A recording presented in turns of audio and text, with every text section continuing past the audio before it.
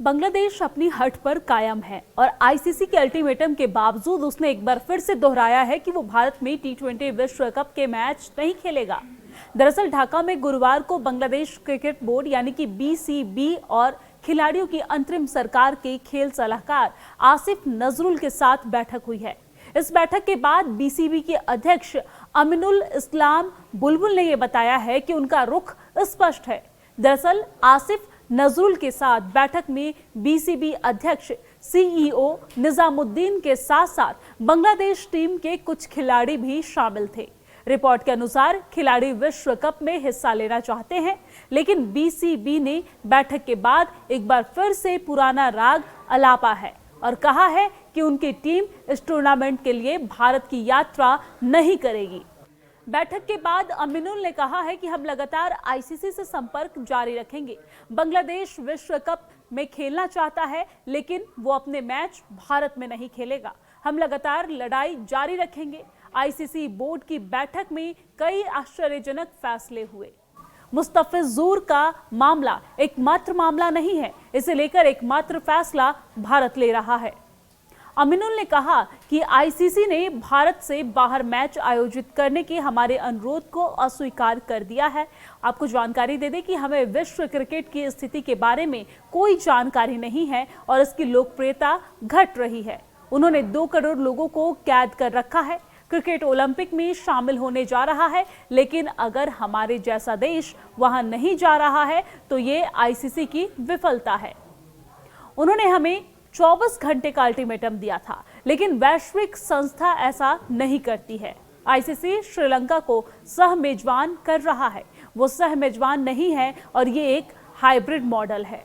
दरअसल बांग्लादेश की अंतरिम सरकार के खेल सलाहकार आसिफ नजरुल ने कहा कि हमें उम्मीद है कि आईसीसी हमें श्रीलंका में खेलने का मौका देगी। भारत न जाने का फैसला हमारी सरकार ने लिया है।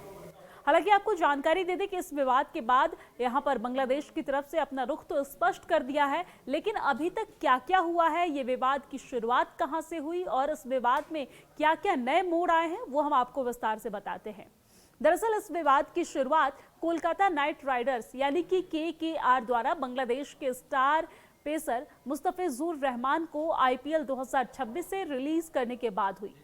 बांग्लादेश क्रिकेट बोर्ड ने फिर से भारत में सुरक्षा का हवाला देकर टी20 विश्व कप के मैच भारत में नहीं खेलने की मांग की।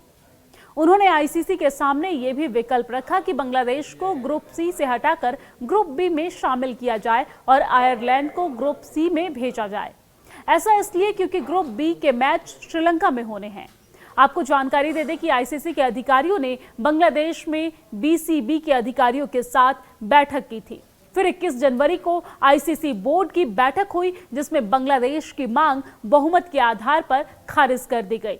आईसीसी ने बांग्लादेश को अल्टीमेटम दे दिया है, या तो वो तय कार्यक्रम के अनुसार भारत में खेले या फिर उसकी जगह स्कॉटलैंड की टीम शामिल किया जाएगा।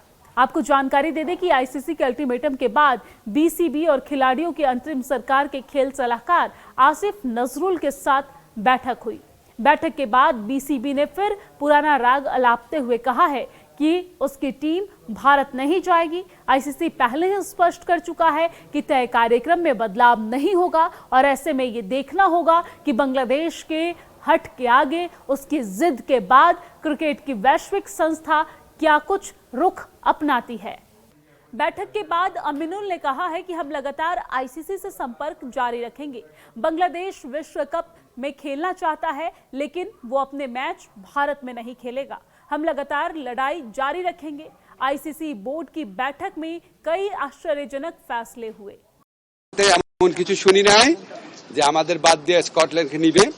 আমাদের মূল কথা হচ্ছে, যদি আইসিসি ভারতীয় বোর্ডের কাছে চাপ সৃষ্টি করে, ভারতীয় বোর্ডের মানে কাছে মাথা নত করে আমাদের উপর চাপ সৃষ্টি করে অযৌক্তিক কোনো শর্ত চাপায় দেয়, আমরা সেই অযৌক্তিক শর্ত মানব না। এর আগে এমন উদাহরণ আছে, পাকিস্তানে ভারত খেলতে যাবে না বলেছে, আইসিসি ভেন্যু চেঞ্জ করেছে।